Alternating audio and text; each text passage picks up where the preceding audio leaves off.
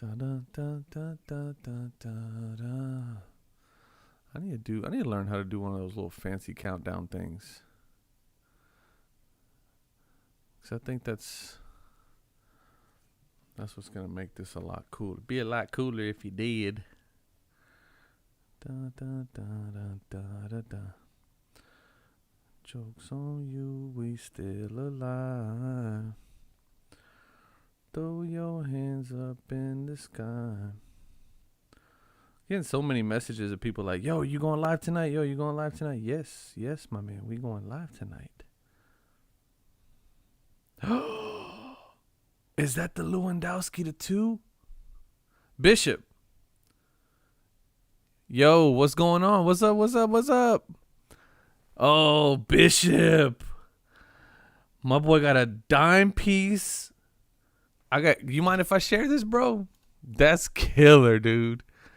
That is killer. Dude, I'm so freaking pumped for you, bro. That is a massive card, my guy. You mind if I share it? Share it. All right, sweet. All right. So if you guys have been on the last couple of live streams, y'all know my man Bishop pulled a banger of a card. A Lewandowski. Oh, my God. So he sends it off, right? We've been talking about this, right? We've been talking about this. My man Bishop said, yo, I'm not a soccer fan, but I pulled this massive soccer card, and it's a 1 of 2. It's a monster player. It's an autograph. It's a mosaic. It's a 1 of 2. It's a pink. It's a super rare card. I pulled it. I don't know what to do with it. And we're like, yo, man, send it to PSA, bro. And I guess he sent it to SGC, which was dope. And SGC graded it a 10 and then a 10 on the auto. Now, I think the 10 on the auto is almost a given sometimes. But still, man, what a card, dude. What a banger of a card, dude. That is insane, bro. Congratulations, man. Seriously. Seriously. That is wicked, man. What are you expecting to get for that, Bishop? I have no idea what those cards go for. Dude, that is so dope, Bishop. That is dope.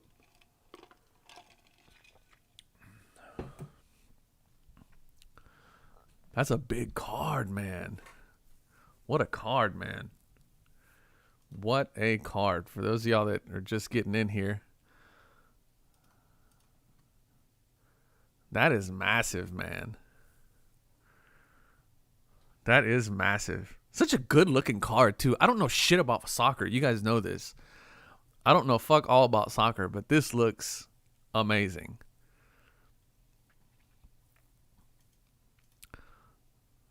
And I think you originally sent me some pictures of it. Oh, yeah. I guess they went away. But anyway. Congrats, dude. What a card, man.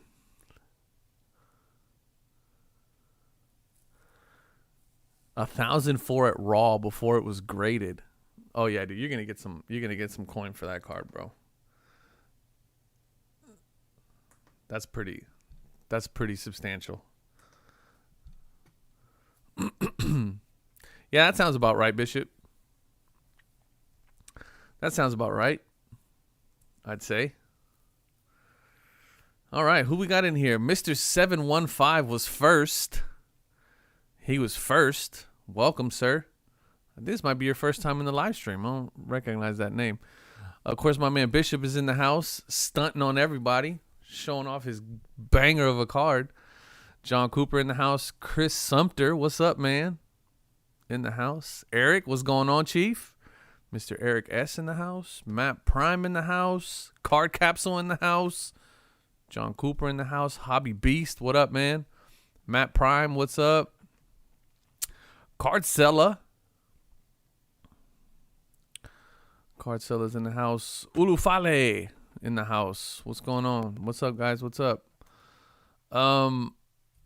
Man. This is well, we're kicking things off pretty proper around here. pretty proper. Instagram is Retro Hoop Breaks. If you have not and you want to follow, Here we are. Retro Hoop Breaks. Give me a follow. I follow back.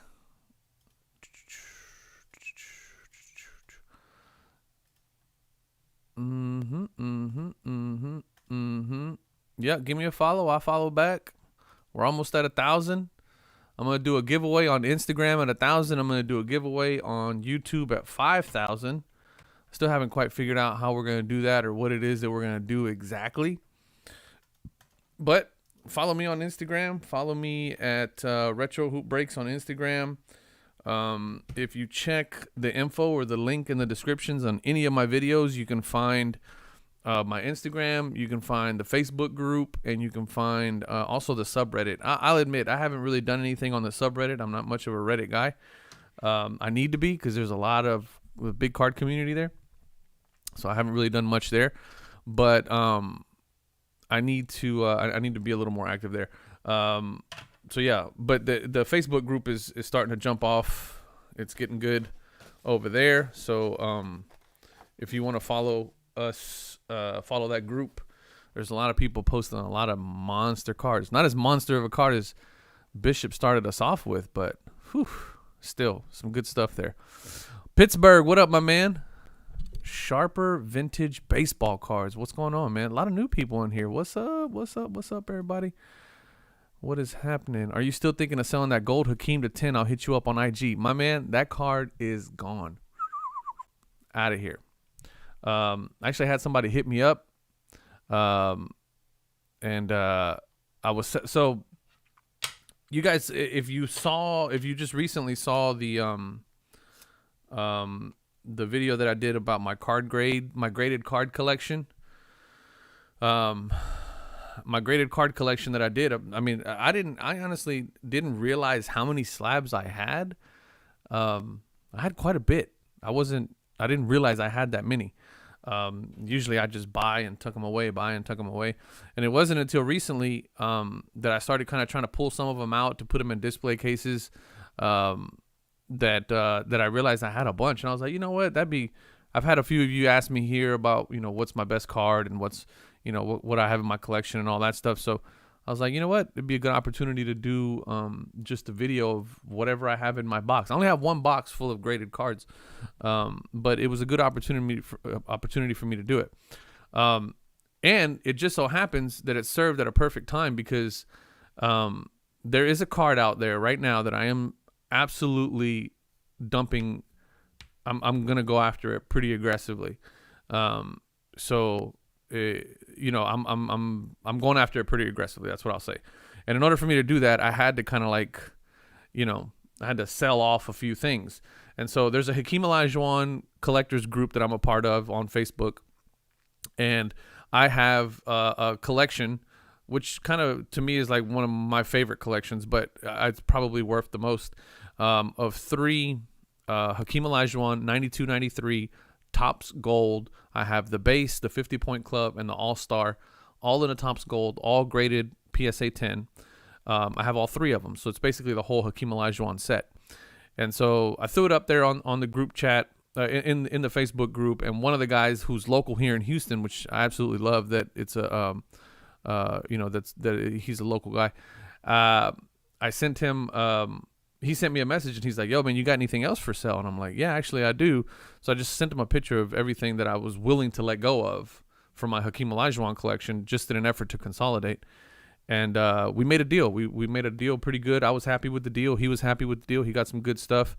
So, it worked out pretty good. And that was one of the ones that got sold. It was I sold that one. I sold the 3 Topps. I sold, out of that video, there's a Prism. No, there's a Select Silver to PSA 10.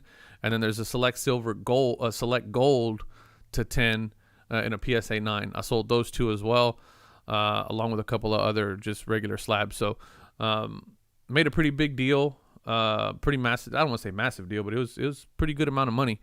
So yeah, so I have a little bit in the kitty to make a run at this one card that I'm really looking to get. So if I do in fact get my hands on it, which I'm pretty much gonna do whatever I need to do to get to it, I'm gonna do a follow-up video because it's part of a very important collection that I'm trying to put together. So if you've been watching the channel, you probably know what's up, you know. So anyway, so Top Choice, what's going on, man? Good evening. Use those 3D prints for them all. You know how many slabs you have. Yeah, I got quite a bit. I did, like I said, I didn't realize I had so many. But what's even more, I guess, extensive, I would say, is going to be my collection of raw stuff. And that was one of the things I had mentioned in the video was, you know, if you guys were interested in taking a look at some of my raw stuff that I don't have graded, I might start doing, because I have a pretty big queue of things that I need to send off to get graded. So if you guys want to see that, I'll do that too. So yeah, but anyway, and really, I don't really like selling. I'm not a big seller, but this one card that I'm chasing after, it's probably going to cost me an arm and a leg. And I really didn't feel right about just spending the cash on it outright. You guys know my rule. I have a $100 rule that I vehemently try not to break, where I will not spend more than $100 on one particular card. If it's more than $100, then I don't need it, honestly. And if I'm ever going to chase something like that, that I know is going to be more than that, then you know, then I have to liquidate within my collection in order to make that happen. I'm not gonna pull funds out of it. So, you know, it is what it is. But anyway, let's see here. Let's see. Where we at? BGS just made a statement at the last show saying that they hope to be caught up in 3 years. That's not right, Bishop. Really? That's not. Come on, man. That would be suicide.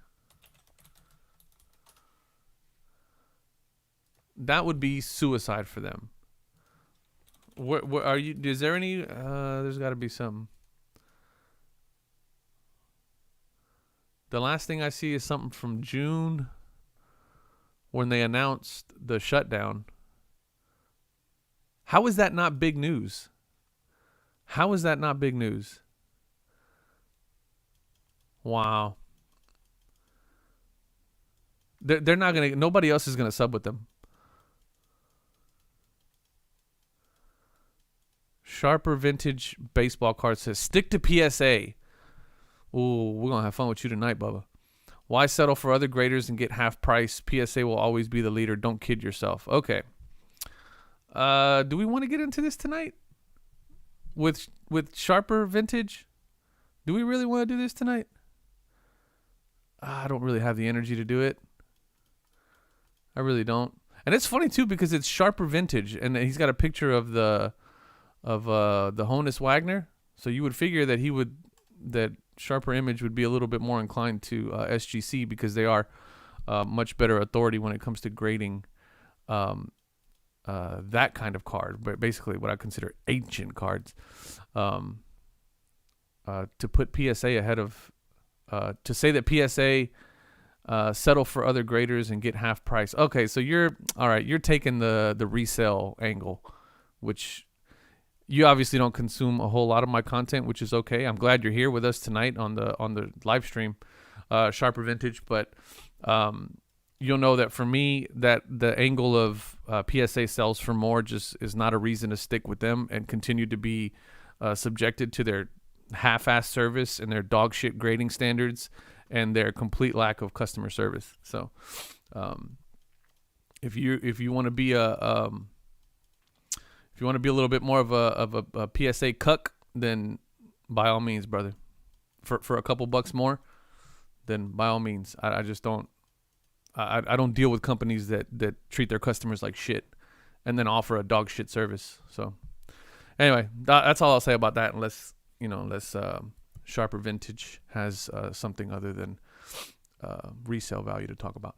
Satoshi Bitcoin is in the house. What's up, brother?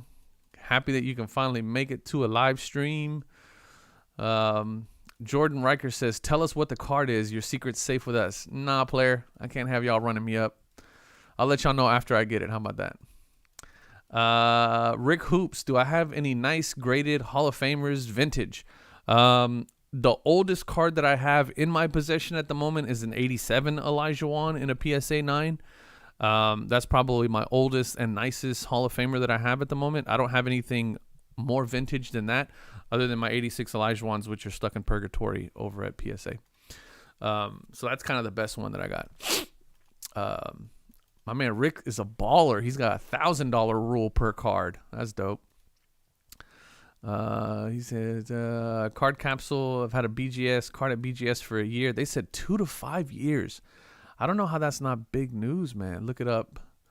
Several big YouTubers are covering it. I don't. When did that come out, Bishop? That had to have been a while ago. That had to have been a while ago. Oh, okay. So Rick, you're talking about SGC from 87 to PSA after that. 1887 through 1941. Yeah, I don't have anything that old, man. I mean, you got to remember, I'm pretty strictly basketball. So what is it? 52 tops, I think. No, not 52 tops. 70 tops, I think, is like the oldest thing. Jordan Riker is asking, what are my last 3 eBay purchases? Let's see. What are my last 3? Y'all are going to be so like underwhelmed by my last 3 eBay purchases. My last 3 eBay purchases. Let's see what they are. I don't even remember, to be honest with you. I bought some headlights for my car. So my last 3 eBay purchases were a Tyrod Taylor rookie card, orange refractor, tops, Tyrod Taylor rookie card. I bought 6 tops Tyrod Taylor base rookie cards for like $1 a piece. And then I bought a Kenyon Martin orange laser rated rookie for like $5. And then I bought a Jashawn Tate, clearly Donruss blue rookie to 99, and then a clearly Donruss gold parallel Jashawn Tate base, so unnumbered. I'm telling you guys, it's completely underwhelming, like what I'm buying. If you follow the Texans, then you know why I bought the Tyrod Taylor. He had an amazing game, amazing first game. It was against the Jaguars, so that's not really saying a whole lot. But, you know, the skill is there, the ability to make plays is there. I really think he's a, you know, he'll be a decent quarterback. And, you know, I think Vegas had us winning only 2 games this year out of the whole season. So they had our projected record at 2-14 or 2-15, something like that. So, you know, not really a whole lot there.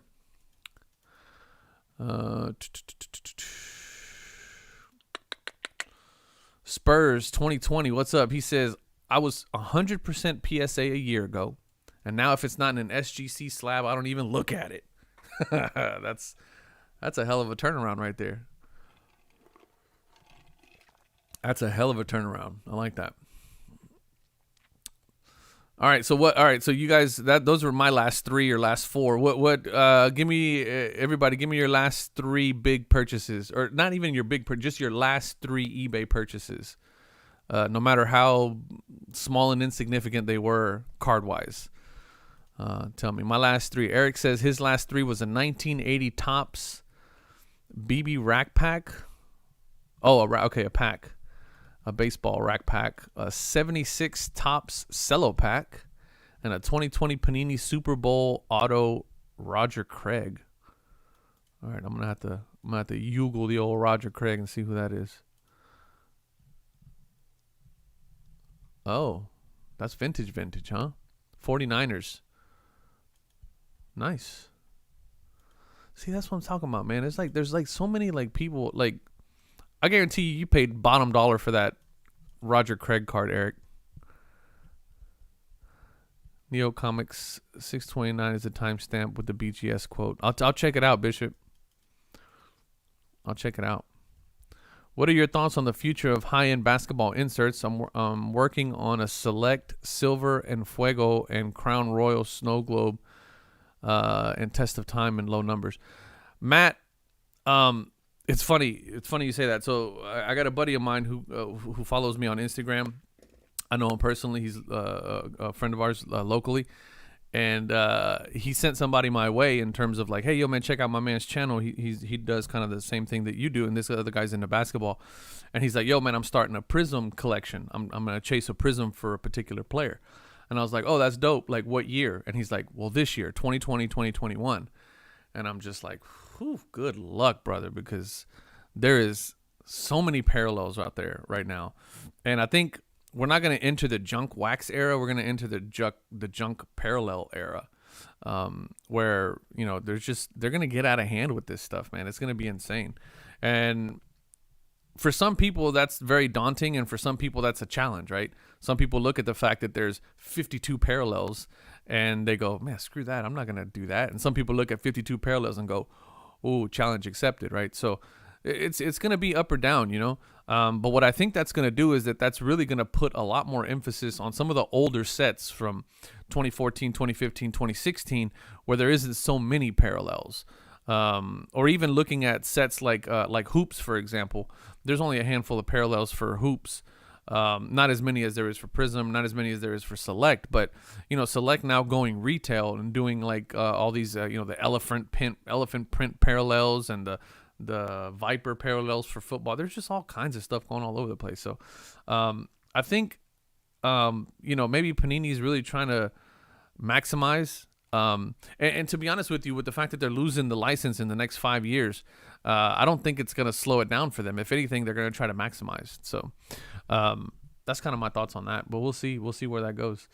All right, so we got some last three purchases. My man Jordan says a Kristaps Porzingis Select Purple Concourse to 5, another Kristaps Select Green Disco to 5, and a 1992 Harley Davidson sealed factory card set. What? That's dope. Harley Davidson sealed factory card set. Oh, is that like playing cards, Jordan? I got my man that's like super into playing cards, and he got me. I'll show you.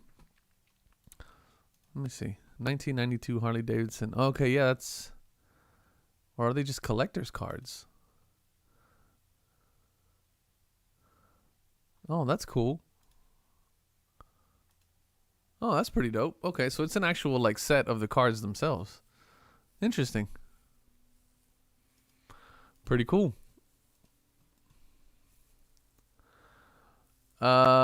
Bring down more. Jaeger and Zetterberg Raw is with Fethdar just bought. John Cooper bought Topps, a Kobe Topps, a Kobe Flair, and a Nolan Ryan. That's an eclectic mix right there. That's pretty dope. 1992 MJ Topps Archive and a SGC 95. Nice, Blosh. Nice. I bet you got a pretty good discount on that one because it was SGC. So that's pretty good. That's dope. 400, 850, and 400 Panini reward points. What you stacking up for, JP?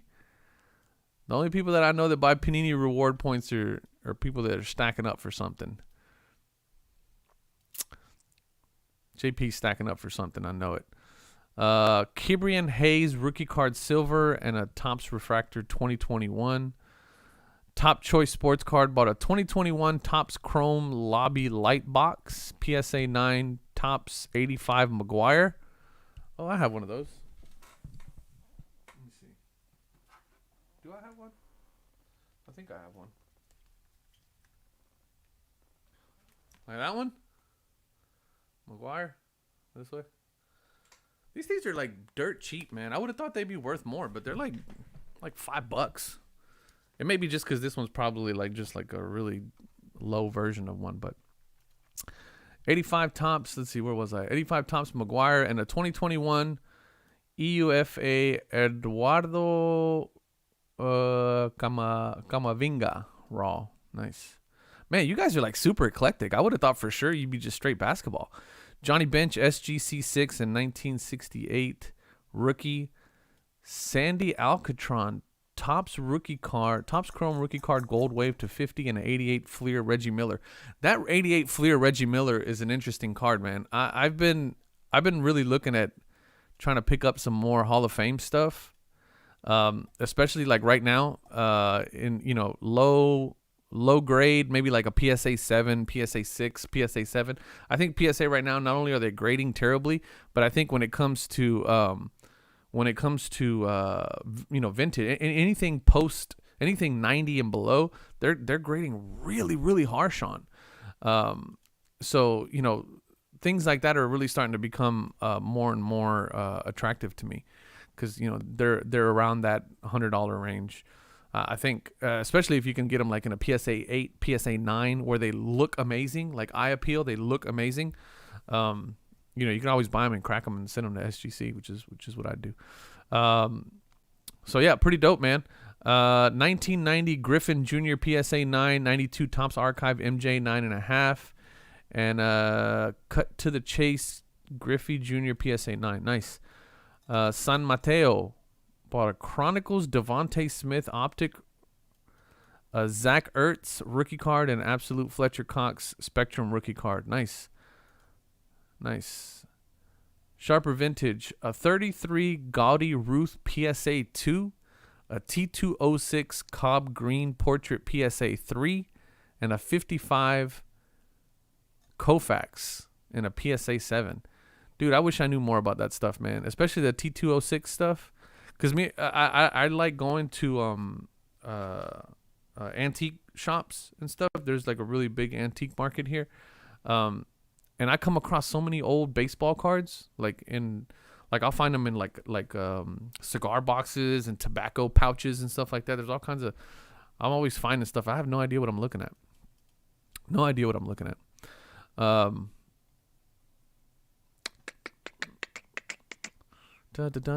right, man. You guys are in here. 68 of us in here. Thank you guys for joining. If you haven't already, hit the like button on the stream. Actually, you know what? Let me give you guys the link for Collect 3D Prints. And then we'll pin it. If you guys want to pick up some, I just got some new stuff. So these are their horizontal cases for SGC. Let me see.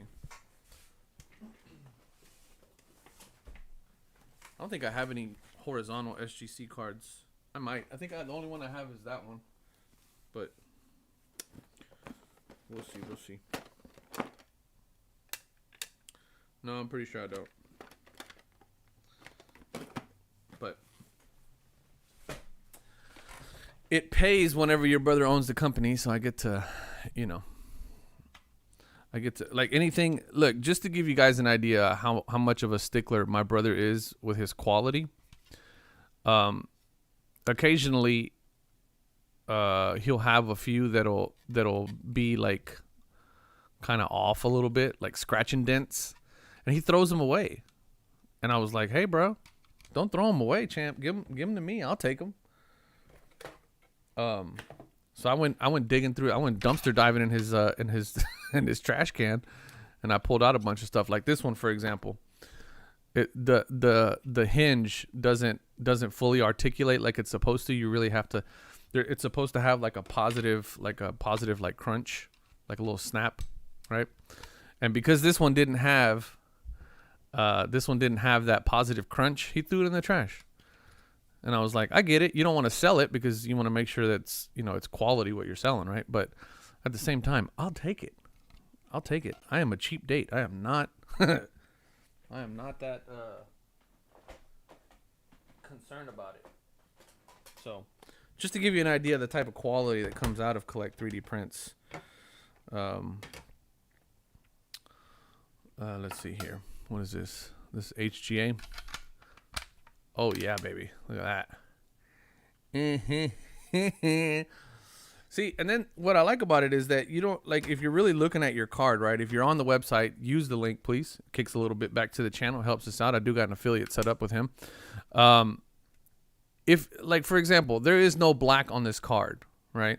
There's no black on this card. This is a Kenyon Martin rookie card. And the only thing that's black on here is the lettering. But if you really look at it, this black case just really kicks this whole thing off, man. I mean, it almost turns it into kind of like an SGC hybrid, doesn't it? where it's like it's kind of got the look of an SGC, but the label of HGA, which I think I've told you guys before. That would be kind of my my thing if I could do that. But pretty cool stuff, man. Anyway, the link is in the description. Please, you guys, use that link. I pinned it up at the top in case you guys want to take a look at it. I'll bring it back up again later on in the stream for anybody new that's coming in. But yeah, if you guys haven't already, hit the like button on the stream. I appreciate you guys joining me tonight. Let's see what else we got here. Anthony Edwards, Tyrese Halliburton. I need to put this Kobe up there. What do I got Kobe-wise up there? I need to put this Kobe up there. That's what I need to do. So this is what we'll do. So anyway, yeah, you guys check out Collect 3D Prints. Also follow them on Instagram, and check them out. Is this HGA? Oh shit! I was trying to put in the wrong one. There it goes. Look at that. Look how beautiful that looks. And then guess what? They're not in the box anymore. And you just throw them up. Throw them up on the back. Here, let's see. Dun, dun, dun, dun. I don't know. I need more shelves is what I need. We'll just put it right here for now. But anyway. Just put it in for now. What are we talking about here? Your brother has scratch and dent selection. Yeah, I wish he did. No, I clean up all the scratch and dent stuff, Troy. I just picked up a Skybox Premium Kobe Rookie PSA 8. Nice pickup. Unuseful cards and collectibles. That's hilarious. I got an email from Panini today regarding my redemption card. It stated that they will not be able to fulfill my request and points would not be offered. Huh? So that's it? You get nothing? You get nothing, sir. You lose. That sucks, Eric. Are they offering you like anything? Like at all? They're just like, hey man, sorry. That sucks, dude. Man, that sucks. So another video that I got in the works, and by in the works, I mean it's just in my brain. I haven't done it yet. Is I'm pretty sure I can't remember how many of you actually sent me the video, but there's a video out there for the for Vintage Games and WATA WATA WATA Games and what they're doing and the complete like fuckery that's going on there. And it's looking very eerily similar to what's going on in the card market, and I have some thoughts about that, and I need to make a video on it. This week has been a super, like a busy week for me, so I haven't had an opportunity to do it. But man, if you guys haven't had a chance to watch that video, I'll link it somewhere. I'll send it out, or I'll put it in a community post or something like that. But that, man, it is insane, absolutely insane. It doesn't make sense that I would rather have a Charles Barkley rookie rather than a Zion rookie. That makes absolute sense, Dan. One's proven, one's unproven. So yeah, that makes total sense to me. I'd prefer that. I think I can't remember. I don't know if it's Slab Stocks on Instagram that's always doing those comparisons, like what would you rather have. They're always doing those. Those would be pretty good. Those are usually pretty good. The only Wada I trust is Whataburger. That's hilarious. Hey, let me ask y'all something, because this is the reason why I was like, oh, there's something going on with the vintage card market game and all this other stuff, or the vintage market for Jesus Christ, man, I can't think. The vintage gaming market is going crazy right now, and the reason. What really sparked my interest in that, or kind of like really threw up, I don't want to say a red flag, but our favorite people in the whole wide world, Golden Auctions. If we take a look at the last 3, 6, 9, 12, 15, 18, 21, That's 1, 2. So let's go back. Let's go 1, 2, 3. 1, 2, 3, 4, 5, 6, 7, 8, 9, 10. Okay.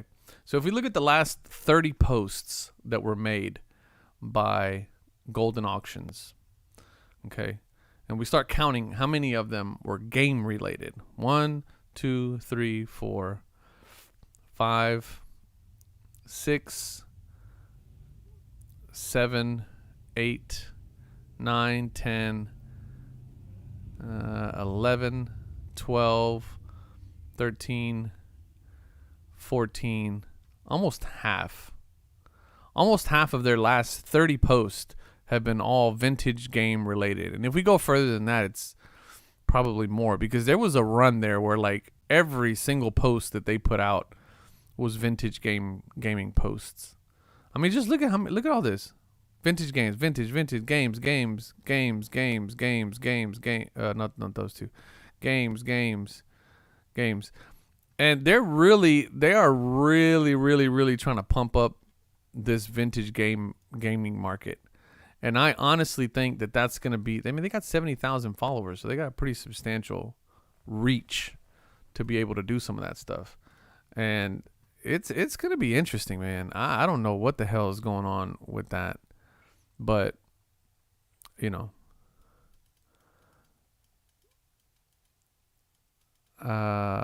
next I've heard are old VHS movie tapes. Yo, Chris, that was something that I brought up the other day. I was watching that. Man, that is, let me see, VHS. I follow one of them, High-End VHS and Beta. Check this out. High-End VHS and Beta. An original but again, here we go with with this grading element, right? IGS, investment grading, where, you know, grading is all a part of it. And it's insane because it's so subjective. Like, grading is so subjective. But look at this. $6,900 for an original copy of Return of the Jedi. Hi-Fi. That's insane, man. Look, raw copy of Rambo First Blood. $3,000. Who is buying these for $3,000? Who paid $20,000 for this? Insane. Now, I'm not going to lie. If I had the money, I probably would have paid $15,000 for this one. Insane. This is insane. But look, here's the way I see it. Okay? Is if this is where the money's going, then good. Let it go over there.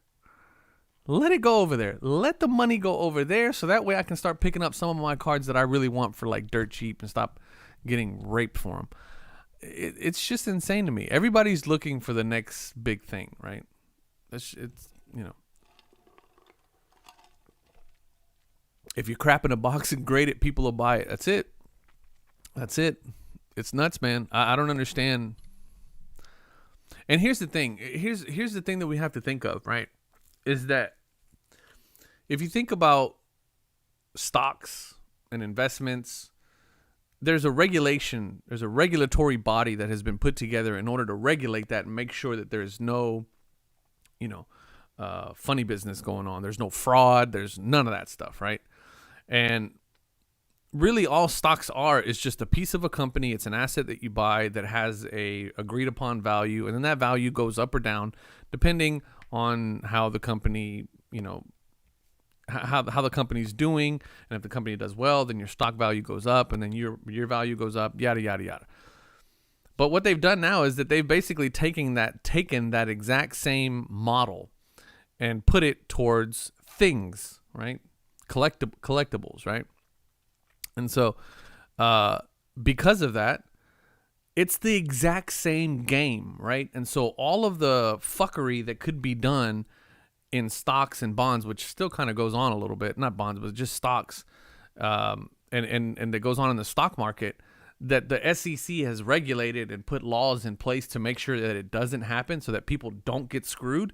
None of that regulation is in collectibles, right? So the same major players that are doing pump and dumps and stuff like that when it comes to stocks can do the same pump and dumps when it comes to, when it comes to collectibles, when it comes to sneakers, when it comes to baseball cards, when it comes to VHS, when it comes to retro games. They can do the same thing, use those same practices to screw people out of their money, and they can do it with impunity because there's no regulation body. There's no regulatory body. That was one of the things that came out of that video that I watched on the Wata Games scandal. And the FBI got involved in that actual scandal. But the only reason why the FBI got involved is because somebody actually purchased one of those games and turned it into an asset that people can buy stocks in, right? And that's when they crossed over into SEC's territory, and they were like, oh, okay. Securities and Exchange was like, okay, come on over here, buddy, because you're now in our territory. Now we can tax you, and now you can get charged for fraud. And I think they did. There was an investigation that they got charged for fraud. But the only reason why it happened is because they actually put together like paperwork and actually turned this. I think they had like a company that people could invest in, and they got charged for fraud. So that happens whenever they went through those channels to try to legitimize it and then completely screwed over a bunch of people. But there's nothing regulating, baseball cards, basketball cards, NFTs. There's nothing regulating none of this stuff. None of this stuff is regulated. And so because of that, they're able to pull these scams and do these pump and dumps and do these whole things where, the president of Wata Games was buying up all kinds of vintage stuff and, making fake, shill bidding and producing fake, sales and all this other stuff. It's insane, man. It is absolutely insane. I highly recommend you guys go watch that video. It's a long watch. It's about an hour, but it's a really well put together video. And let me see. It's a really well put together video. Here it is right here. I'm gonna link it here so you guys. I'll link it here for you guys. Hello, so you, you absolute legends. You get a chance. In 2017, the most expensive video game it's ever absolutely sold insane, cost the level of $30,000. shit that they can get away with because it's not regulated. None of this stuff is regulated. Mario Brothers. Whoever thought that we'd ever need regulation the most for baseball expensive cards, video game ever bought cost $2 million. So anyway, but this was a very special game. Oh, actually, it was the same game. Can I get my Jesus-shaped Cheeto graded? There was one, wasn't there like a Dorito in the shape of the Virgin Mary or something like that that sold for like a couple $1,000? Headlines are flooding the internet describing new records set for insane with prices. PSA grading the way that they are, and BGS saying that they're 3 to 5 years out from being caught up. SGC and HGA are primed to take a huge chunk of the market share. You are absolutely right, Bishop. And truly dedicated collectors seem to be few and far between, and even if they did amass a respectable collection, there was little fame to be gathered from it. In contrast to something like the art world, where collectors represent the richest of society, flaunting their lavish purchases, video game collecting was mostly done by the purest of heart. Regular which gamers, is insane, man. Like, I don't understand how these companies who were just so passionate about the hobby that they were happy to spend whatever spare cash they could scramble because together they're mom and to pop, acquire a cart basically here or there, operations, with the exception of PSA, as they possibly could. Operation. Video game collectors the BGS, weren't the SGCs, they're relatively small operations. Retro video games were I never think out that of all of them, expensive. really, SGC has been the Anyone one could that do has and that was one of decided, the okay, great we're things about it. gonna All you make really a needed stride was here to passion really and time. But in set something 2018, straight something and happened fix that this would and make sure that we don't change get caught. everything. Because they got The caught with their launch of a pants down the company first time, called right? Wata They were talking Games. shit about This PSA was where no they were like, ordinary hey, launch, and Wata is what no was the thing they ordinary posted on company. Instagram? There Backlogs is are a stupid, select group of right? very And then wealthy, they just got very powerful people who are inundated pulling the strings with behind this orders. recent spike. And they in had to video shut game it off. They had to prices. jack And up the those price to same like people are $75 a making card, money so they hand could over stop getting fist. orders and when they I can get heard caught the up. news of a $1.5 million once they got Super caught Mario up, 64, they brought this it back seemed down too again, ridiculous not for me to the to $15 ignore. that it I was knew originally. there had to be more to this But story they felt than that meets that the $30 eye. price And boy, point was where they was I needed not to be in wrong. order to This keep rabbit hole orders is steady, deep. which is the bubble we are that's about seeing in right, video so. games has been seen before in other collectibles. I'm really, for almost half a I really century. think that they're. And the crazy thing is that really each think time that it happens, the same people are involved. That they're gonna. Oh, the video's playing. Oops, sorry. Oh, that's why. I got desktop audio on. My bad, guys. My bad. All right, is the audio still going? I should have cut it. I should have cut it off now. My bad, guys. Yeah, I had the audio on for the video, but I have my audio. Yeah, my bad. All right, we should be good now. Y'all let me know. All good. Sweet. Thank you, guys. My bad. I have my speaker turned off here, and then I have my desktop audio on my OBS, so it came out kind of weird. So anyway, what was I saying? Yeah, so I think SGC is primed to really take over a good chunk of that market, and I hope they do. I really hope they do, because I like their service, I like their slabs, and it's all good. Man, this chat's going pretty fast, guys. Sorry, I'm trying to catch up here. Your YouTube video needs to be closed. Yep. Oh, yep. Sorry, guys. Everybody's like, oh, audio. This is like when Forrest Gump gave the epic speech on what he thought about the war. Are you watching the video? Because the video audio is cutting out. Sorry. All right, we should be good now. Oh, you guys didn't hear my rant about because the audio was going. Now I get your joke, Top Choice. Now I get the joke, and that's all I got to say about that. That was a good. Man, Forrest Gump was such a good movie. It was like one of the top 10s for sure. All right. So you guys didn't catch any of my SGC rant at all. No. So somebody posted here. I think it was Bishop in the chat. He said that with PSA grading, that the way that they're grading, and with BGS just announcing that they're not going to be caught up for the next 3 to 5 years, which is insane. It's insane that they would actually come out and say that. Bishop said that HGA and SGC are really primed to take a good chunk of the market, and that's I think that is absolutely true.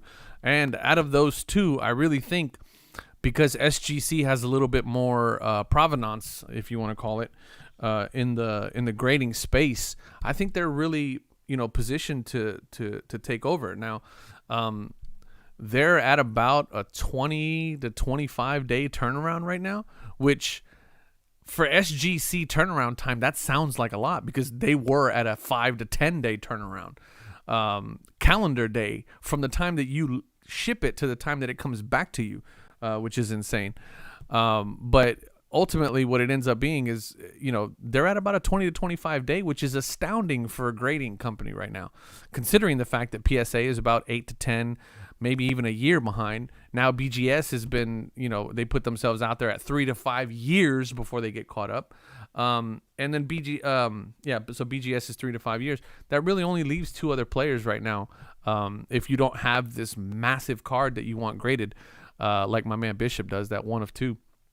But even still, he sent it to SGC. So it's just insane that that you can do that. But SGC, I think they have gone through this learning curve, right? Where last year or earlier this year, they were talking a lot of shit, right? They posted that thing on their Instagram where they said backlogs are stupid because they were turning around cards in 1 to 2 days.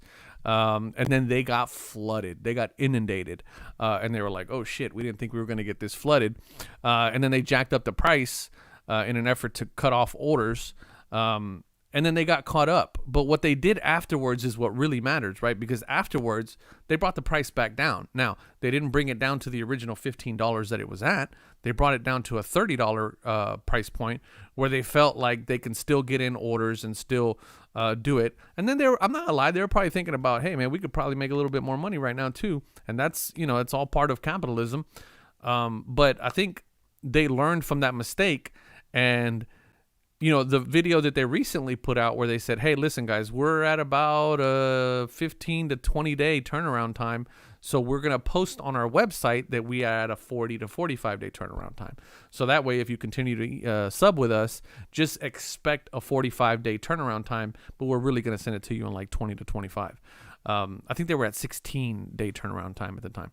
So I really think that, they are positioned to really become, the head company in terms of grading. Just the fact that they are doing that, they're keeping people informed, they're really communicating with their customers and with the hobby in a way that PSA is just not, and in a way that BGS is simply just not. I mean, this thing that we just heard right now, I didn't even know about it, and Bishop was the one that mentioned it in the chat. But I mean, how are they, like, that's the first time we've heard from them in the last 18 months, ever since the shutdown.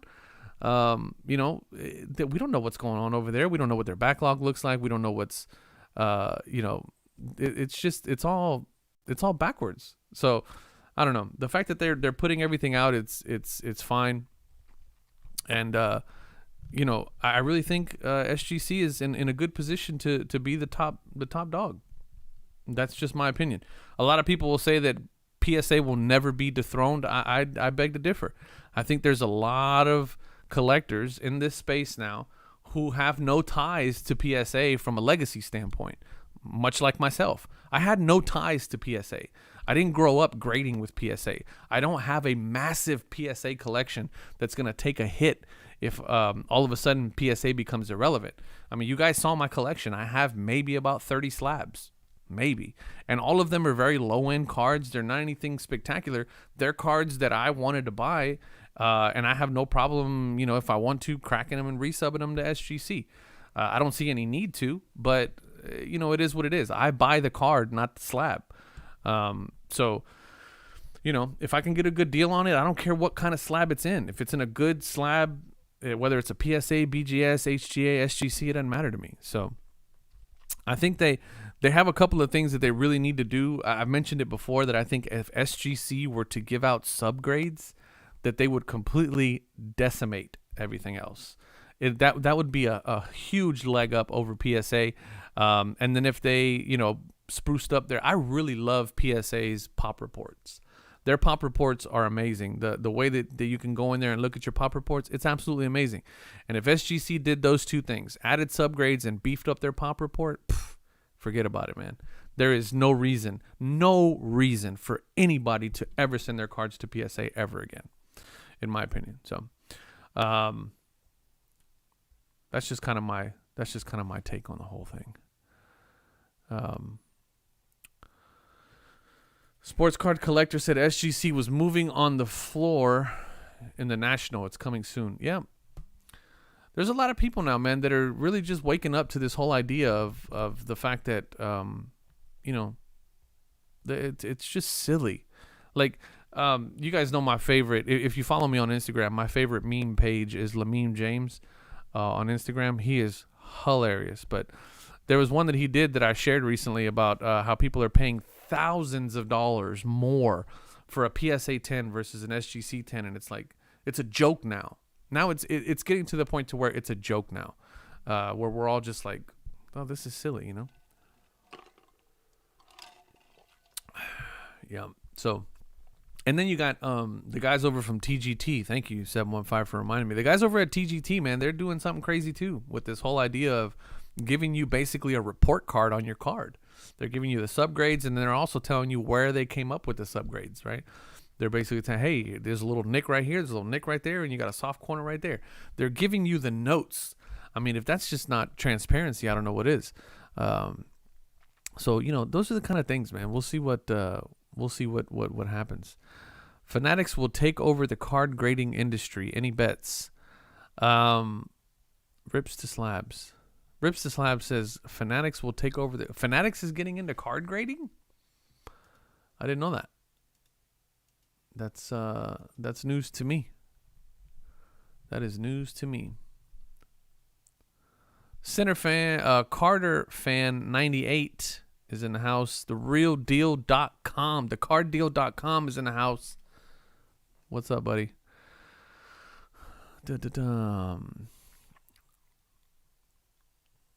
Rick Hoop says, "Are you sure we can hear you? You can hear me? Can you hear me? Y'all can hear me, right?" A lot of people are buying SGC and the other ones and trying to resell at PSA prices. Never guaranteed. You know, somebody, it's really concerning. Guarantee. I'm always weary when people make these kinds of statements. So Sharper Vintage, I'm gonna pick on you, man. Baseball cards. Never, and guaranteed. Well, let's be reasonable with what we're talking about here, right? You're saying never, and it's already happened. Okay, where cards are selling for just as much in an SGC 10 as they are in a PSA 10. So your guarantee just went out the window, and the fact that you said never. Clearly, you're a PSA fan. You're a fan of PSA, and that's fine. That's okay. There's nothing wrong with that. Once again, you're still talking about resale prices, which leads me to believe that you're a dealer and that you're looking to flip your cards for the maximum amount of money possible, which I have already conceded to several times in several of my other videos, that when it comes to resale value, PSA is king. There's no doubt about that. But the basis of that statement is hinged on complete misinformation about the quality of a PSA slab, right? This used to mean something, right? This used to mean that people looked at this and they graded it correctly, and they graded it objectively, and they graded it with some reverence. They looked at it, they respected the card. There was time taken. There was, everything was looked at from the corners to the edges. Everything was there. It was all done correctly. Okay. And the reason why I say that on this card in particular is because the number starts with 2-1, which this is a much older card. If we're looking at something like a slab now with even a 4 or even a 5 or even a 6, that's just not the case anymore, right? There's just not the case. The people that used to look at this card with the 2-1 cared about the card. They knew what they were looking at. The people that are looking at some of these newer slabs, they don't know what they're looking at 9 times out of 10. And they're not doing it with any care. They're not doing it with any reverence. They're not doing it with any respect to the card. They're not doing it with the respect to the customers. They're not doing it with any type of thinking about the customer in mind and wanting them to have their cards back in time. They're just not doing it. And as a company, PSA is dog shit. I've said it several times. But the market still continues to pay top dollar for them. And they're wrong. The market is wrong. And the market is going to correct itself. And the market is correcting itself. That's a fact. So, let's see here.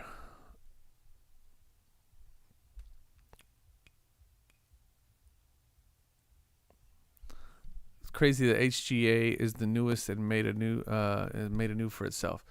Collect Grails, I agree, man. For a company that's only been around for, what have they been around for, 8 months, 9 months? To be making a wave in the space the way that they have done is insane. And that's kind of why I'm a little bit hopeful for TGT, which I had them on a couple weeks ago.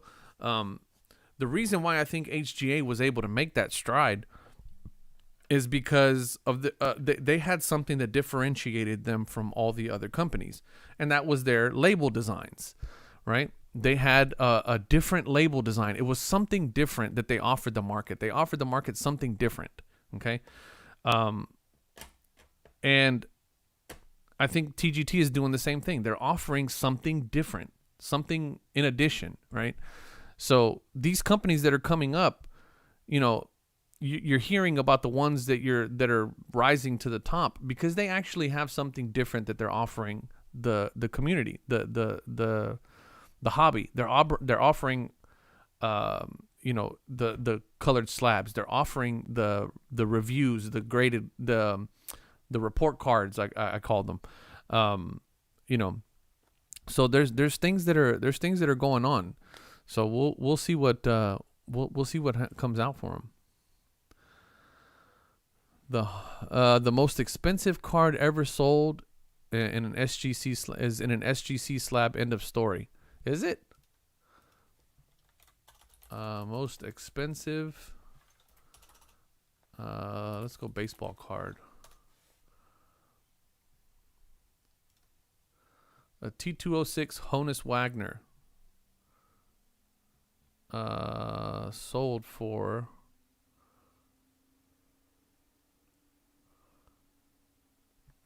$5.2 million. $6.6 million. What did it look like though? Does it show? No, it doesn't.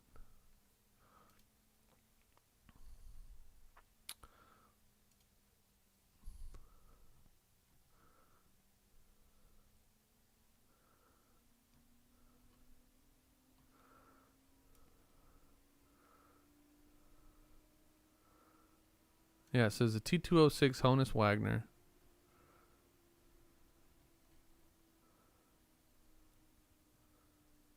Sold for $3 million. Goodness. I don't know. I can't see where it's telling us what it sold for, but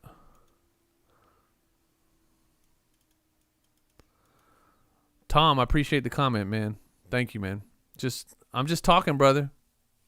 That's all I'm doing, man. I'm just being objective and just talking, bro. That's all.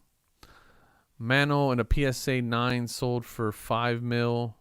SGC slabs and vintage is underpriced. Get it while you can. CSG will move quickly to number 3, then number 2. Yeah, that Honus SGC sold for $6.6 million. What really? I would have thought that'd been something that SGC would have posted about. Let me see.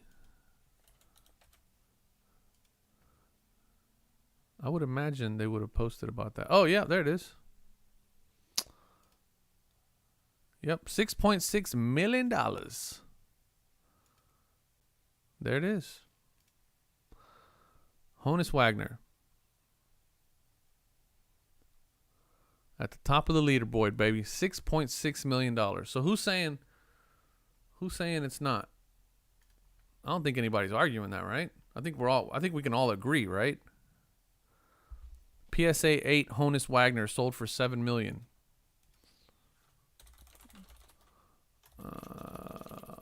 Honus Wagner. PSA 8. PSA 8. How the hell do you get a PSA 8 on a card from?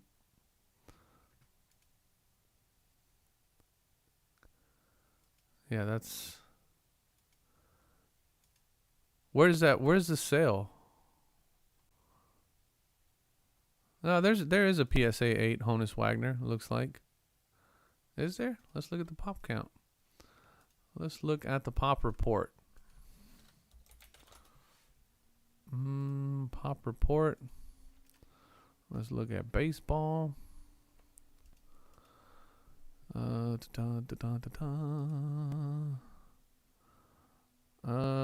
is it from? What year is this? It doesn't say what year. See, that's just showing you guys how much I know about baseball. I don't know shit about baseball. 1909. 1909. 1909. I'm gonna imagine it's 09-11. Well, what the hell am I doing? I could just grab one of these. 1535994.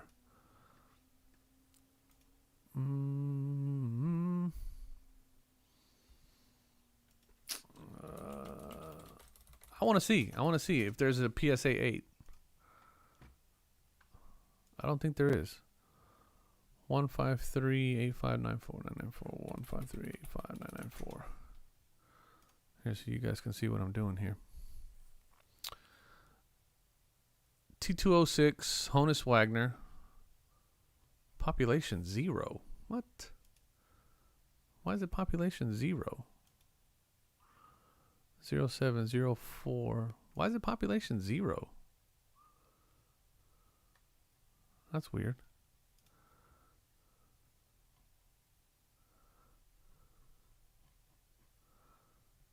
Why is the population 0?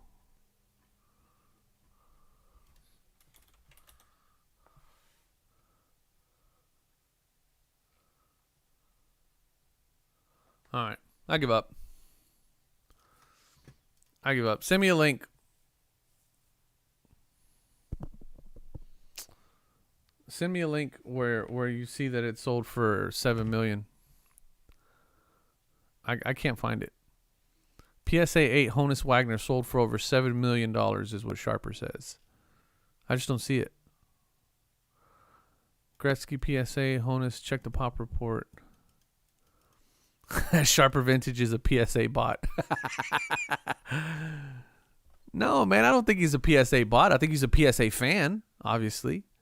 But the owner of the Arizona Diamondbacks bought it. TGT in the house. What up, boy? What's up, man? The owner of the Arizona Diamondbacks. I don't see. All right. Let me see. Diamondbacks. Honus Wagner. It's got. I mean, there's got to be something out there on it, right? I mean, this isn't just.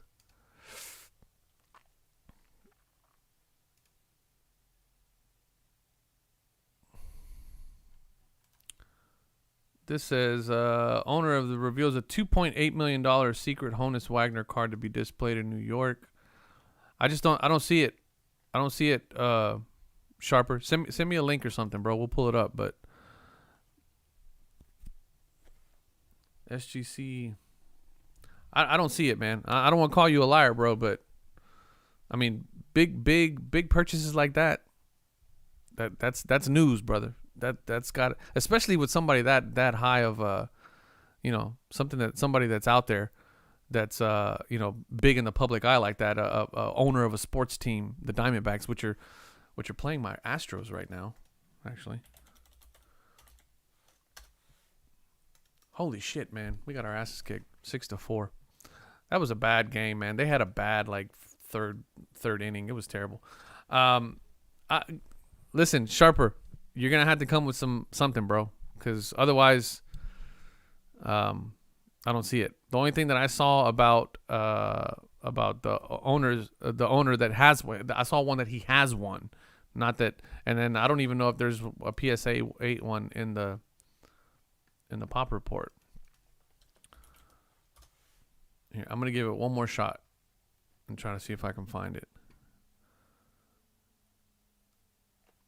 But 1909 to 11. And let's go Wagner. Honus Wagner.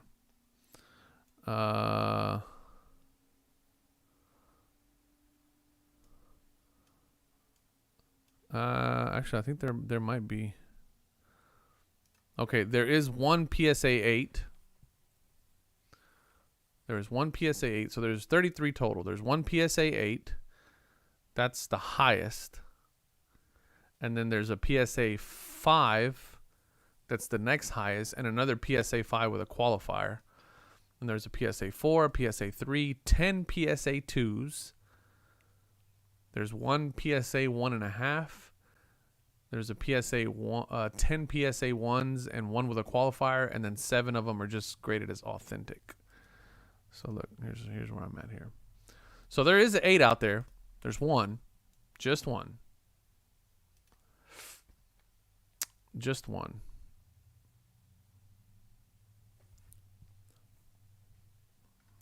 What the hell, man? How life-changing is it, like, if you find one of those cards? Wouldn't that be nuts?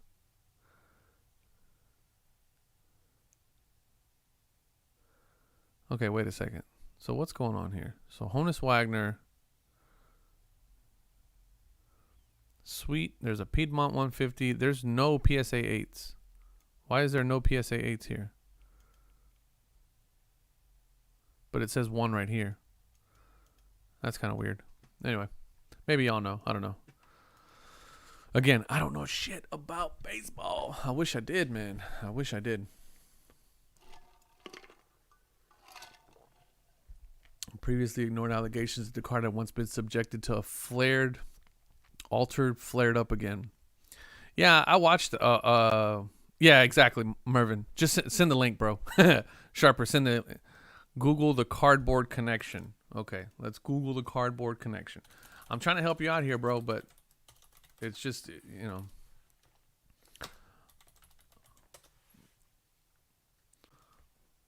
Honus, what here? And I'll throw it up on the screen here.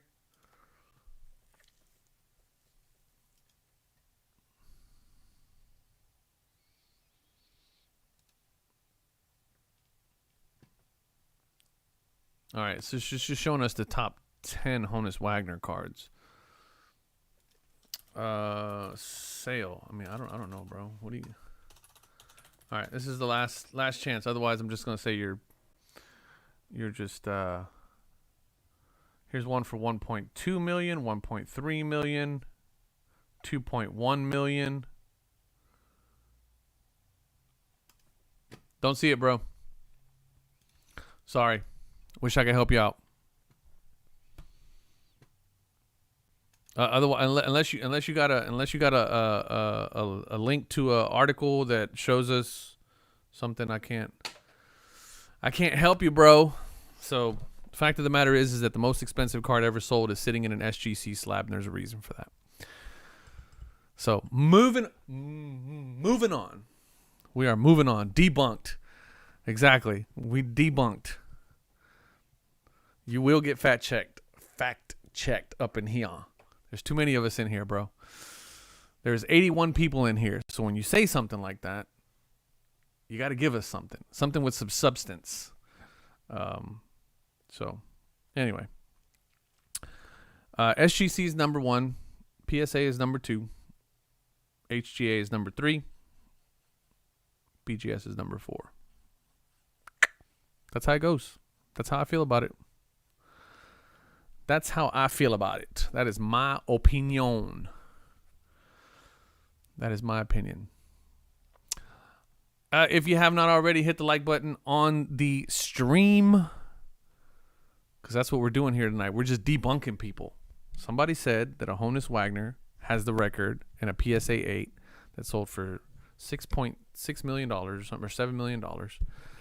We tried to find it, tried to help the guy out, and it didn't work. It didn't work. Let me see. I'm going to do something here real quick. And this is, I promise, I'll leave Sharper alone. Sharper Image baseball cards.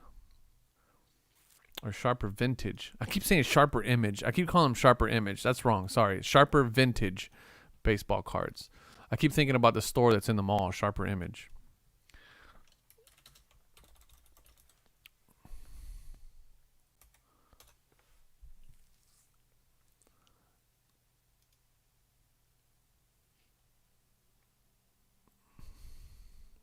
Okay, hold the phone, hold the presses. I think we found something here. Screen. Just sold for $6.6 million, completely shattering the record for highest selling sports card of all time because it's selling for record-breaking numbers. According to an ESPN report, a T206 Honus Wagner card just sold for $6.6 million, completely shattering the record for highest selling sports card of all time. The previous record belonged to a 1952 Topps Mickey Mantle card and a LeBron James rookie card that each sold for $5.2 million earlier this year. PNC Bank, helping to make banking easier. Interesting. Interesting. Where's my man at?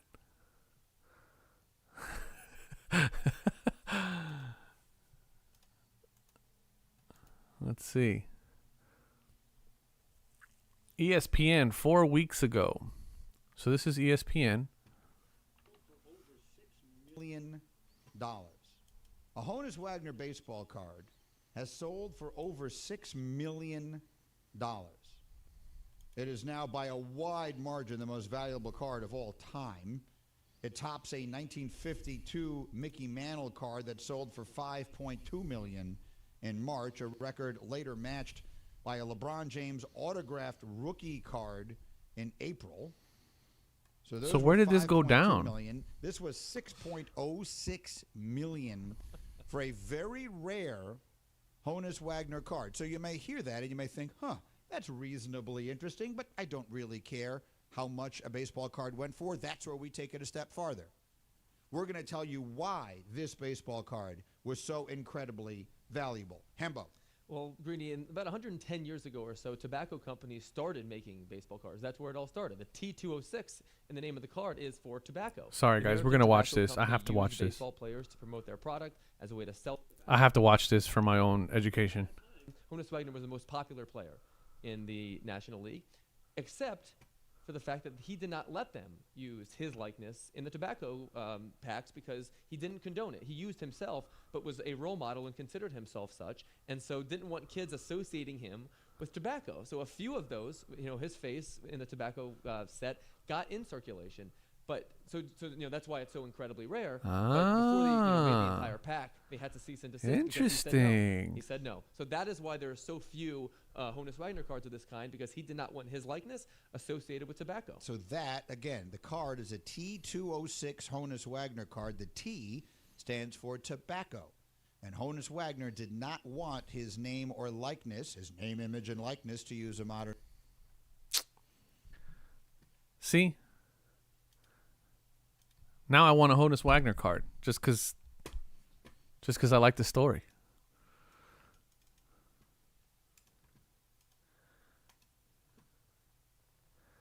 Just because I like oh shit, what did I do here? Just because I like the story.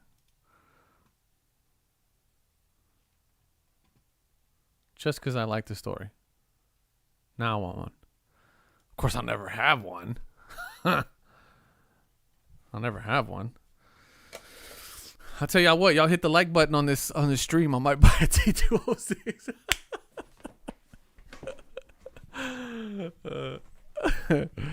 Oh man, generate. Y'all go to Collect 3D Prints and buy some slabs so I can buy me a T206. Honus Wagner T206. Jesus, that's interesting. But here's the other thing too, is that like what's interesting about all of this is that it's not. Why is this not bigger news? Why is this not bigger news? I suppose it was news. If I look up T206 Wagner record, $6.6 million. This was August of last month. So, first of all, before we go any further, let me... Actually, I don't need to apologize to Sharper Vintage, because I didn't really say anything bad about him. It's not like I was talking shit about him. But, what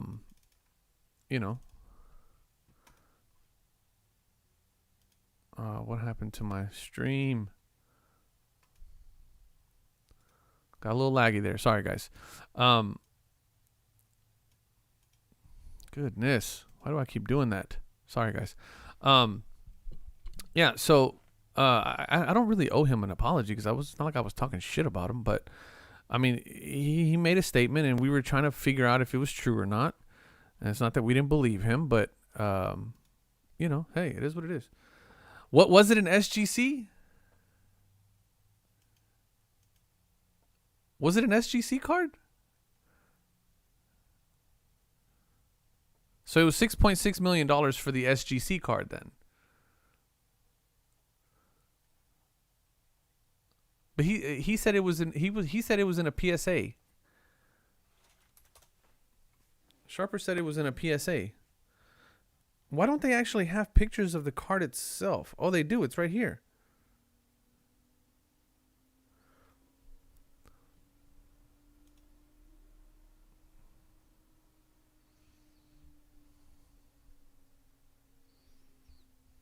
Interesting. So the SGC one is the one that sold for 6.6. So then what was on SGC's Instagram? Was that the same one? I really am a newbie when it comes to these cards, bro. Oh, it was. What are we doing here? Oh, no, wait. Let's back up here. Let's back up. Okay, let's back up here. We said that the highest selling card was an SGC card. It was the Honus Wagner. And Sharper came back and said, no, there's another one that sold for $7 million. That's what he said. A PSA 8 Honus Wagner sold for $7 million is what he said.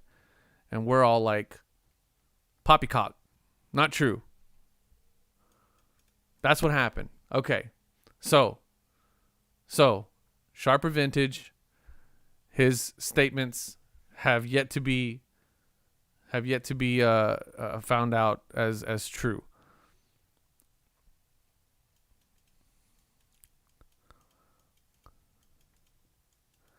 Anyway, I said we were moving on, didn't I? We're moving on. We are moving on. We're moving on, God damn it. You guys got me in here on a vintage basketball YouTube channel talking about Honus Wagner. That's a pretty dope story, though. I'll admit that that's usually how the rare things come about, right? They have to be rare because there's not many of them. But moving on. I'm moving on.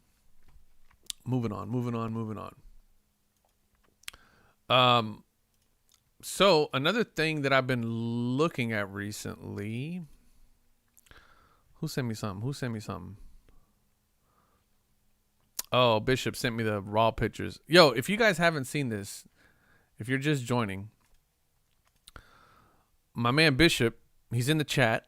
Y'all can congratulate him. He pulls this card, this beautiful Robert Lewandowski pink to 2.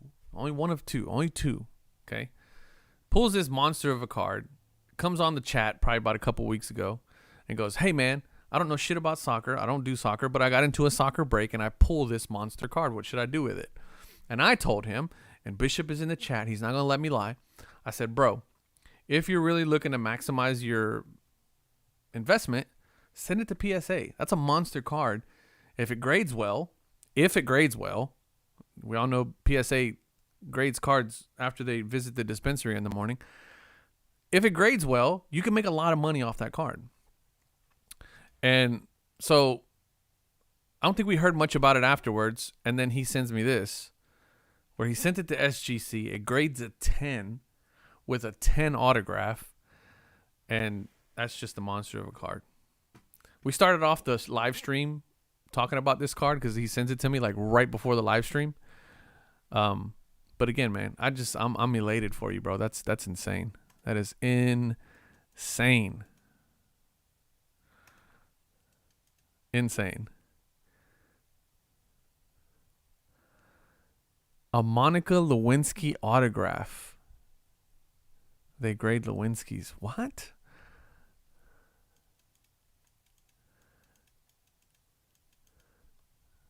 Yeah, that's a monster card, man.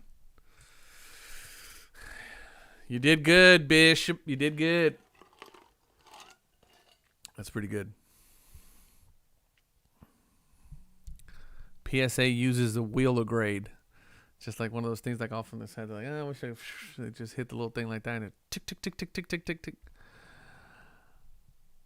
I pulled a Rua Auto to 5 right now. They did 22 business days as well. Oh, 22 business days. Nice. So 22 business days from shipment to receive when you got it back. Nice. Not bad. That's still pretty good.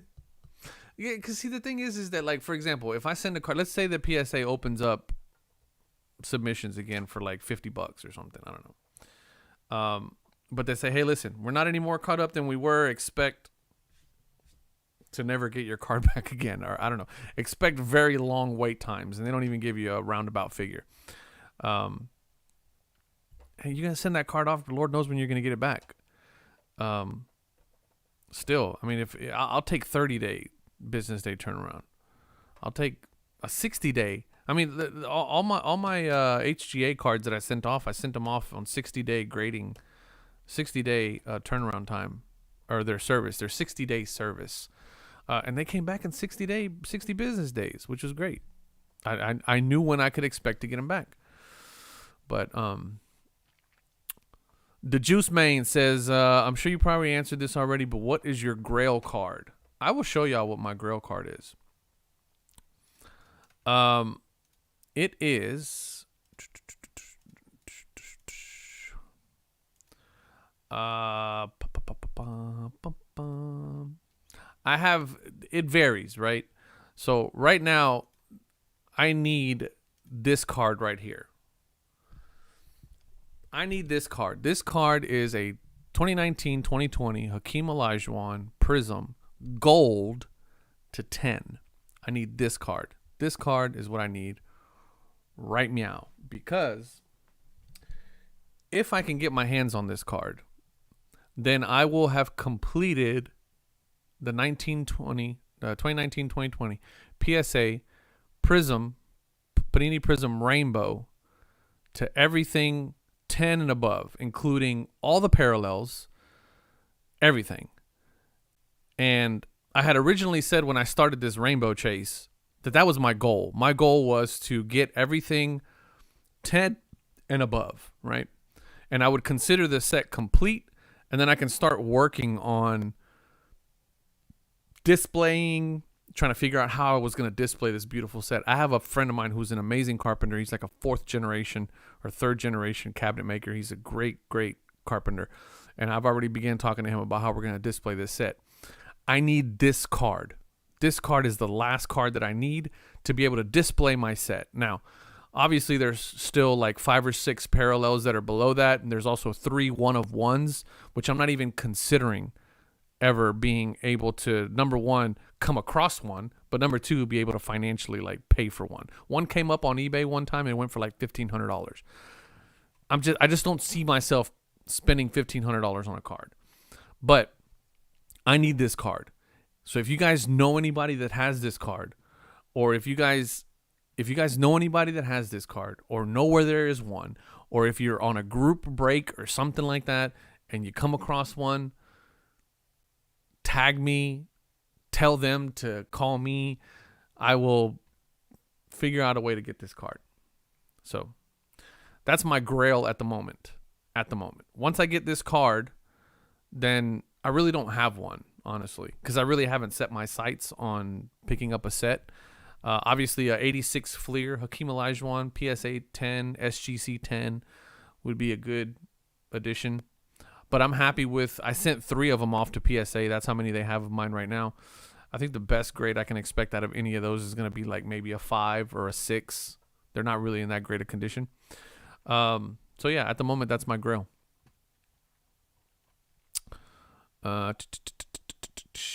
So collection connection, I don't really need any of the inserts because I'm not trying to complete any sets. Right now, the only set that I'm trying to complete is that one, is the Olajuwon. And then also, I mean, look, aside from that, there's a green choice to 8. I have my little cheat sheet right here. I'll show y'all. This is my cheat sheet right here. It's my hit list. Okay, so there's a green choice. Y'all can see this. There's a green choice to 8. There's a black gold to 5. There's a neon green to 5. And then these are the 3 1-of-1s. Okay, so those are the 3 1-of-1s. After the gold to 10, because I already have the gold shimmer. So I found, believe it or not, I found this card. You know where I found this card? I found this card on Mercari, believe it or not. And it was on sale for $200. And I tried to reach out to the guy, and then I got super like high level of anxiety because I was like, somebody's gonna buy it.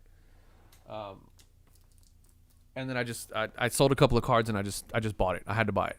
So I mentioned my $100 rule previously, where I don't spend more than $100 on a particular card. This is gonna be the one. This is where I'm gonna have to break my rule, in order to get these cards. But that's what I'm chasing at the moment. So if you guys ever on a group break or ever see somebody post or send or put something on Instagram or whatever, you know, that's going to be kind of the thing for me. If you see one of those gold ones, man, let me know, please, because I would love to have that card. And then, you know, display the collection, because that's going to be the big piece of all this is I want to display that collection, because there's 40, how many parallels are there? It's like 42 parallels. 42 different parallels. And I have them all, with the exception of like these last maybe 5 or 6. But these last 5 or 6 are going to be parallels. These last 5 or 6 are going to be a doozy to get my hands on. So here we go. According to Beckett, here are all the parallels. I got the base, got the silver, got the blue. I got all of these. Even this green prism, I got that one. Green ice that was only in the Fanatics box, which that one was a pain in the ass. I'm gonna show you which one was the pain in the ass to get. The one that I could not get my hands on. I got all of these. These are all base parallels. None of this is the ruby prisms. People were the reason why I honestly feel that the reason why I was able to get so many of them was because you got to remember, this is 2019, 2020, right? The height of the collecting boom, right? And so who was the hottest? What was the hottest card to get? Zion. The Zion Prism rookies. Those were the hottest card to get. And so people were breaking cases upon cases upon cases of this stuff. And Olajuwon at the time was an afterthought, right? So many of these cards I was able to pick up. The white sparkle was a pain in the ass to pick up, because if I'm not mistaken, these white sparkles only come in the packs that you can buy with Panini points. So I got all these, the 199, the 175, all these. This SOB right here was a pain in the ass to get. That one was so hard to get. This one was easy. I got that one. The discos were super easy. I got all of these. These are all, I got them, all this stuff. Green Pulsar to 25, Green Shimmer to 25, Mojo to 25, Prism to 20. I don't have this one. I have this one. I don't have that one, this one, or any of the one-of-ones. So really, the one-of-ones I'm not even worried about, to be honest with you, because, once again, I don't think I'll ever come across them. And I don't think I'll ever, if I do come across them, I don't think I will have the money to buy them. And even if I did have the money, I probably just consciously couldn't buy it. I say that, but if I ever get the opportunity, it's probably going to be nuts. So that's where I'm at. I haven't done an update video. I did a video a very long time ago, like when I first started my channel, on my current collection. And at the time I only had like maybe 10 or 15. And then I did another update video probably about a year ago where I had maybe about 30. And since then I've picked up a few more. My brothers actually bought me that blue ice to 99. They saw it on eBay, and it went past my, I didn't want to buy it. And then they ended up I ended up getting outbid on it, and they bought it for me. And then that was kind of a present for me from them. So that was dope. So that set just means that much more to me, because my brothers helped me, with a couple of the cards or that one particular card in that set that was really hard to get. I have all of them, Nick. I have everything except for the gold to 10. Again, that's going to be the one time where I will make some moves to sell some stuff to be able to pay whatever I need to pay to get some of those cards. So yeah, Rick, it's definitely going to be over the $100, but it's definitely going to be over $100, and I know I'm going to have to pay for them at some point. But that's kind of where my idea of essentially stopping my chase at the gold to 10s comes into play, because at that point I don't really care too much, because I really want them for the display. Can you imagine that display? Because I don't think, I've been toying with the idea of what, like, let's say I do find a gold to 10, right? What am I going to do with it? Now what am I going to do with the set? Do I send them off to get graded? I don't want to get them graded. I don't really care to get them graded. You know, so I don't really care to get them graded. They're a PC of the PC of most PC of PCs. I don't really care to get them graded. I love what TGT is doing, so I kind of want to go to them and try them out. But this is a massive set. We're talking about over 42 cards, right? And so I'm thinking, in my mind, is just buy a case of mag holders, crystal clear mag holders, and then just stick them all in there, and then get my boy to build me something based off the dimensions of a mag holder to be able to hold them all, and then just put them in a nice box, like shadow box, with some nice LED lighting, and then go from there, you know. So that's it, man. That's where I'm at. That's my grail right now, is that gold to 10. And it sucks because I really wanted to go to the National and see, and just scour the floor for one. I wanted to go to the Dallas Card Show, but I had something come up. I couldn't make it to the Dallas Card Show. So I wanted to go, you know, and look for that card. My purpose of going to the card shows is going to be to look for that specific card and try to make a deal on it. But that's kind of my thing. I'm telling y'all, I don't do this shit for money. Like, this isn't like, I'm not trying to be Gordon Gekko here. I'm not trying to buy cards and flip them and all this other stuff. There's a lot of that stuff on YouTube. If that's the kind of content you're looking for, man, go there. That's not me. I'm legit trying to put this set together and doing whatever I got to do to make it happen. But it is what it is, man. It is what it is. And then I'm also thinking about going to SGC and getting them graded, and then designing the slabs, or designing the case to like cover up the grades and show the slab. I don't know. It's just been one of those things. But anyway, I'm rambling. There's a Dallas Card Show in October. I think that's the next one, right? I need to figure out what date that is and definitely make plans to be there. Make a weekend out of it. Probably make a long weekend out of it and be there every single day. But PSA, yep, I saw that one, Nick. And actually, it pissed me off because I saw it after the fact. Somebody bought it. I didn't even get a shot at it. Hey Bishop, keep that one quiet, man. That's, you know, kind of what I'm going for right there. I need that one. So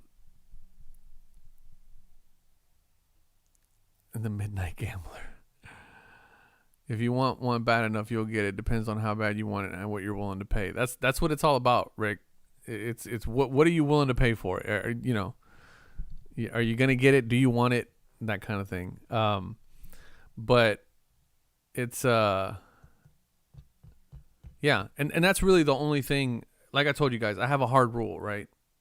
But occasionally I'll have to break that rule, and this is going to be one of those instances where I'm willing to break the rule. But even though I'm willing to break the rule, I still have some morals within all of that where I'm like, okay, I'm not going to dip into my money to buy that. I'm gonna liquidate some cards and then make some moves to try to do it. But you know, it is what it is. Yeah, I need to figure out. What's the dates on that? What's the dates on the Dallas Card Show? August. No, that was August. October 28th through the 30th. Oh, that's Halloween, bro. To the 31st. Is October on the 30th? What's October 31st is when? What does that land on? Oh, Halloween's on a Sunday. Yeah, man, I saw those one table rental for $375. Good Lord. Main room table rental. That's cool.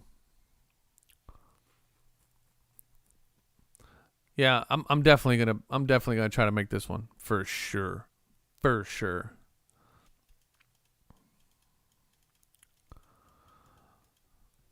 715 says he's Matt Noakes PC. So is that reasonable though? Can you do that? Can you pick up PSA 10s for $40? Because that's the other thing too, man. Like if you're like, I don't know, like if there's like an oddball guy that you collect because you really like him, and it becomes something that's actually attainable, like you can do it, then that's kind of cool. But like for me, it's tough because it's Hakeem Olajuwon. It's who I consider to be the second best player to ever play basketball, the best center to ever play the game. Second only to the GOAT himself. One's word must be impeccable. We're all guilty of breaking. Yeah. Yeah, I mean, so it's Rick, my $100 rule is just it's meant to keep this thing decent, right? I mean, I can't tell you how many stories I've seen and how many videos I've watched of guys that are just pulling out lines of credit and credit cards and stuff like that to buy some of these cards, and that's just, man, that's not where I'm at. Spurs, don't start that. Don't start that, bro. Don't start that. Shaq is not holding a candle to Hakeem Olajuwon. And he said it himself. So that's not even, you're not even close, man. Shaq isn't holding Hakeem's jockstrap, bro. It's not even close. Not even close. Footwork alone, I mean, would just, he'd have Shaquille O'Neal dizzy and dancing in circles, bro. There's a reason why he swept him when he did. So, it's but yeah, I like Shaq too, man. I think Shaq was a great player, but no, man, the best, Hakeem Olajuwon, the best center in the game. The best center in the game. Even Yao Ming was never as graceful. The one thing that Hakeem Olajuwon had over all of them, was his footwork. And the reason why he had great footwork was because Hakeem Olajuwon was an amazing soccer player before he ever touched a basketball. Shaq's definitely top 5 for that position. Shaq was definitely top 5. Kareem, we'll never know because they never played. But again, you're talking about Kareem was playing league, with the milkman. I mean, those guys were, I honestly think between 90 and 99 was probably some of the most fiercely competitive basketball to ever be played in the history of the NBA. Fiercely competitive. I'm talking about, we had some monsters out there, guys that were just bangers. And Hakeem Olajuwon was dominating those guys in the paint with a level of finesse that had never been seen in the game ever been seen in the game. And the level of his footwork was just absolutely head and shoulders above anybody else's. Just go look and see what he did to Tim Duncan. I mean, not Tim Duncan, David Robinson. He put him in a washing machine. I mean, had him looking just stupid. And that guy was one of the best centers in the league. It's him, Duncan, Olajuwon. I mean, Olajuwon's top tier, but him, Duncan, Nowitzki, and Shaq. I'm telling you. Oh, Eric, that time frame, bro. 90s basketball, between 90 and 99, right when Kobe was coming into the game. Hey, you could probably throw maybe 2000, 2002, 2003, something like that. But I mean, we're talking about fiercely competitive basketball back when they, no blood, no foul days, right? So, those guys are just, he was dominating the paint in a time when dominating the paint was a very hard thing to do because basketball was such a physical game to play. And he didn't do it with brute strength. He did it with light footwork and just dancing around people, man. And he had the Swedish fadeaway shot. The dream shake was unguardable. I mean, you guys think James Harden was unguardable during, his little step back is unguardable? Man, nobody was touching Hakeem Olajuwon when he faded away and dropped that dream shake on him. It was just unstoppable. Unstoppable. When AI came into the league, I turned away. Really? I loved AI, man. AI was my champion back in those days, man. Because that, we were from the hood, man, and everybody loved AI, and I was a big fan. Shawn Kemp is not respected in the card game. You are absolutely right. I love Shawn Kemp. Autograph Shawn Kemp up there. I'm telling you, man. The Rain Man was another one that when it came to just pure brute strength, power, the dude was an animal. I think it's you guys tell me what you think in the chat, and y'all let me know with this, and we'll probably end off on this one. I always say that LeBron James would have never been the player that he was had he been drafted in 1991. Wouldn't hold a candle to any of these guys. He would not have been able to play. And in that same breath, I say that if Jordan played in this era, he would have been head and shoulders above everybody else. That's my statement. What do y'all think? Oh, Penny was a beast. I love Penny Hardaway. I was so crushed, man, because my peak of my Penny Hardaway fandom was also the year that they got swept by the Rockets, which was a tough pill to swallow. If you're picking a starting 5 team right now, no one in the room is taking Hakeem as their starting center. Why not? Why not? How do you say no one? Who are you putting as your starting center other than Hakeem Olajuwon? And anybody who does not put Hakeem Olajuwon in their starting 5 does not know basketball. It's that simple, bro. It is that simple. Anybody who's building a top 5 team to play right now in their peak, a starting 5, and does not put Hakeem Olajuwon at center does not know basketball. Plain and simple. It's plain and simple. If you're not putting Hakeem Olajuwon at center in your top 5, in your starting 5, your fantasy starting 5, I just don't. We can't talk basketball. We just can't. We just cannot. There's nobody else that you're putting ahead of him. And it's funny too because Shaquille O'Neal is on record talking about how Hakeem Olajuwon just wrecked him. Absolutely wrecked him. Which is crazy. Luka, Rick, I love Luka, man. Luka's another one that I think he's way ahead of his time. I think we're gonna look back at Luka much in the way that we look back at some of the other players now. I love Luka. I love his game. I love his personality. I think he's a great kid. The kid loves his mama. That's Hakeem Olajuwon, quadruple double. Enough said. Exactly, Motley. Exactly. Sean Bradley was in Space Jam. End of story. Hakeem, Mutombo, Kemp, Stockton, Peyton, Penny, Weber, all underrated. Completely underrated. I agree. Yep. That's right, Bishop. Yep. Hakeem made Shaquille O'Neal go back to the drawing board. Because Shaq was such a big guy that he thought he was going to bully Olajuwon, just like everybody else. So everybody looked at Olajuwon and was like, oh, man, he's just sticks, right?